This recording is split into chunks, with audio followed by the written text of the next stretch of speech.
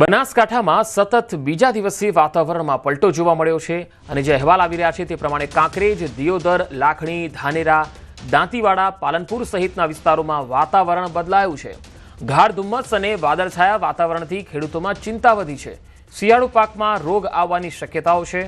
બટાકામાં ચરમી, એરંડામાં કાતરવા અને રાયડામાં મોલોસી નામના રોગની શક્યતા છે। અચાનક વાતાવરણમાં પલટો આવવાથી ખેડૂતોમાં ચિંતાનો માહોલ જોવા મળ્યો છે। વધુ માહિતી મેળવીએ સંવાદદાતા કિશોર તુવર જોડાયા છે। કિશોર, બનાસકાંઠાના કયા વિસ્તારોમાં હાલ સૌથી વધારે વરસાદ દેખાઈ રહ્યો છે? ચોક્કસથી પંકજ, 2 દિવસથી જે પ્રમાણે બનાસકાંઠા જિલ્લાના વિસ્તારોની અંદર વાતાવરણમાં પલટો આવ્યો છે તેને લઈને ખેડૂતો ચિંતિત બન્યા છે। ત્યારે ગઈકાલે સાંજે પાલનપુર પંથકમાં ધીમી ધારે કમોસમી વરસાદ પણ પડ્યો હતો અને પાલનપુર વિસ્તારમાં ગઈકાલે કમોસમી વરસાદ પડતા ખેડૂતો ચિંતિત બન્યા હતા। પરંતુ આજે વહેલી સવારથી જ બનાસકાંઠા જિલ્લાના અલગ અલગ વિસ્તારોમાં કાંકરેજ, દિયોદર, લાખણી, ધાનેરા, દાંતીવાડા તેમજ પાલનપુર સહિતના વિસ્તારોમાં વાતાવરણમાં પલટો આવ્યો છે અને ક્યાંક ગાઢ ધુમ્મસ તો ક્યાંક વાદળછાયું વાતાવરણ જોવા મળી રહ્યું છે। તેને લઈને ખેડૂતો ફરી એકવાર ચિંતામાં મુકાયા છે અને શિયાળુ પાકમાં રોગ આવવાની શક્યતાને લઈને ખેડૂતો સતત ચિંતિત છે। બટાકામાં ચરમી, એરંડામાં કાતરવા અને રાયડામાં મોલસી નામના રોગની અત્યારે તો ભીતિ સેવાઈ રહી છે અને વાતાવરણમાં 2 દિવસથી પલટો આવતા ઠંડીમાં પણ ક્યાંક ને ક્યાંક વધારો જોવા મળી રહ્યો છે। પંકજ જી કિશોર, આભાર માહિતી આપવા માટે।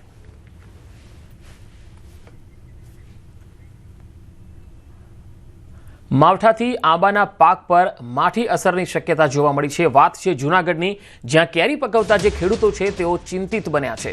આંબા પર મોર આવવાની જે પ્રક્રિયા હોય છે તે વિલંબમાં થઈ ગઈ છે। વાતાવરણમાં ભેજ રહેવાથી આંબાના પાકને અસર જોવા મળી। આંબાઓમાં ફ્લાવરિંગ ઓછું આવવાની સંભાવના છે। આંબામાં મોર આવવાની પ્રક્રિયામાં વિલંબ થતા ખેડૂતોમાં ચિંતા વ્યાપી ગઈ છે। કેસર કેરીના ચાહકો નિરાશ થાય તેવી પરિસ્થિતિનું નિર્માણ થઈ રહ્યું છે। જૂનાગઢમાં કેરી પકવતા ખેડૂતોમાં ચિંતા વ્યાપી ગઈ છે। વધુ માહિતી મેળવીએ ફોનલાઈન પર જૂનાગઢથી સંવાદદાતા અમાર બખાઈ જોડાયા છે। અમાર, હાલ જે આંબા પર મોર આવવાની પ્રક્રિયા વિલંબમાં મુકાઈ છે તેની પાછળનું કારણ ખેડૂતો અથવા તો ખેતીવાડી વિભાગ શું માને છે? પંકજ, ચોક્કસ કે જે રીતે નવેમ્બર માસની અંદર જે આંબા ઉપર છે તે ફ્લાવરિંગ શરૂ થઈ જતું હોય છે, એટલે કે ખેડૂતોને એવું થઈ જતું હોય છે કે ચલો હવે કેરી છે તે આવતા વર્ષે સારી થશે। પરંતુ દર વર્ષે જે નવેમ્બર માસમાં જે આંબાના ઝાડમાં જે ફ્લાવરિંગ આવતું હતું તે આ વખતે નથી આવ્યું ને જેના કારણે આ વિલંબ થયો છે। એક જ કારણ છે કે જે માવઠું થયું છે અને જે ગ્લોબલ વોર્મિંગના કારણે જે વાતાવરણમાં વારંવાર જે પલટા આવે છે તેના કારણે આ વખતે કેરી છે તે કેરીની સિઝન મોડી શરૂ થાય તેવી એક સંભાવના છે। બીજી તરફ કેરીનો પાક પણ ઓછો આવે તેવી પણ એક સંભાવના છે। એટલે ક્યાંય પણ દેખાયા નથી। જુનાગઢ તથા સોરઠ પંથકની અંદર જે આંબાનું જ્યાં વધુ ઉત્પાદન છે કે જ્યાં કેરીનું વધુ ઉત્પાદન થતું હોય છે તે વિસ્તારની અંદર હજુ ફ્લાવરિંગ ન થતા ખેડૂતો છે જે ઇજારેદારો છે તે પણ એક ચિંતામાં આવી ગયા છે। જી આભાર માહિતી આપવા માટે।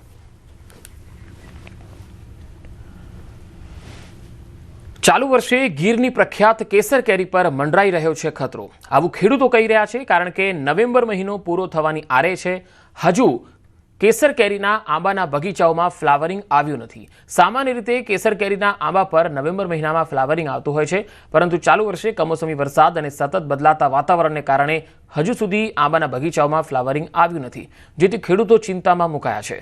શિયાળો શરૂ થઈ ચૂક્યો છે છતાં કેસરના પાકને અનુકૂળ ઠંડી પડતી નથી, જેથી આંબામાં ધનેડા જેવી જીવાત જેને થ્રિપ્સ કહેવામાં આવે છે તેણે માથું ઉચક્યું છે। આથી ખેડૂતોમાં ફરીથી ચિંતા છે। પાસ્તરો વરસાદના હિસાબે અંદર ભેજ જતો નથી, એને હિસાબે ઝાડવું કોરાઈ જાય છે અને જો એ કોઈ હજી પાસ્તરામાં કોઈ આવે મોર આવે તો એ પાછો આવતી ઠંડીમાં શું પોઝિશન એની થાય એને હિસાબે હજી કોઈ અત્યારે કંઈ નક્કી જ ન કરી શકે। જે અત્યારે મોર આવવો જોઈએ એના બદલાને કોર આવી છે, કોરાઈ ગયા છે। એ બગીચા કદાચ ને જો મોડા ફૂટે તો જો ઠંડીમાં આવે તો પણ એમાં અમારે કોઈ બહુ પાક થવાની શક્યતા નહીવત છે। હવે બગીચા ફૂટે ટાઢમાં, એટલે ટાઢમાં કેરીને નુકસાન કરે, પાછલો પાસ્તરી કેરી થાય એટલે પાછલો વરસાદ નડે। અટાણે આવું વાતાવરણ આંબામાં છે એ નુકસાનકારક છે. ખાસ કરીને હાલ હજી આપણી પાસે 8 થી 10 દિવસ છે, ફ્લાવરિંગ નીકળવાની વાર છે.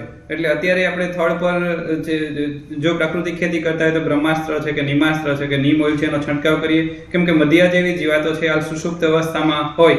જમીનનો ભેજ ઉડાડવા માટે થઈને આપણે હળવી ખેડ કરી તો અંદર જમીનમાં રહેલા અમુક કોશેટા છે કે અમુક નુકસાનકારક જીવાતો છે એ પણ નાશ પામશે અને વધારાનો ભેજ છે એ ઉઠશે અને વહેલા આપણા આંબા ફ્લાવરિંગ આપશે. ચક્રવાત દિત્વાહે ફરીથી ખતરો વધાર્યો છે. 5 રાજ્યોમાં ભારેથી અતિ ભારે વરસાદની ચેતવણી આપવામાં આવી છે. ભારતીય હવામાન વિભાગે આ ચેતવણી જારી કરી છે. તમિલનાડુ સહિતના અલગ અલગ વિસ્તારોમાં રેડ એલર્ટ જાહેર કરાયું છે. કેરળ, કર્ણાટક, પુડુચેરી અને તેલંગાણામાં પણ એલર્ટ આપવામાં આવ્યું છે. ચક્રવાત દિત્વાહથી બંગાળની ખાડીમાં ઉથલપાથલ મચી છે. ચક્રવાતે અત્યાર સુધીમાં 69 લોકોના જીવ લીધા છે. શ્રીલંકાના અનેક વિસ્તારોમાં ચક્રવાતે તબાહી મચાવી છે. મહત્વનું છે કે શ્રીલંકામાં તાજેતરમાં ચક્રવાત દિત્વાહે ભારે તબાહી મચાવી હતી. પૂર અને ભૂસ્ખલનમાં 69 લોકોના મૃત્યુ થયા. ડઝનબંધ હજુ પણ ગુમ છે. ભારત સરકારે ઓપરેશન સાગરબંધુ હેઠળ પડોશી દેશને તાત્કાલિક સહાય મોકલી છે. વાવાઝોડું તમિલનાડુના દરિયાકાંઠે પ્રવેશ કરશે.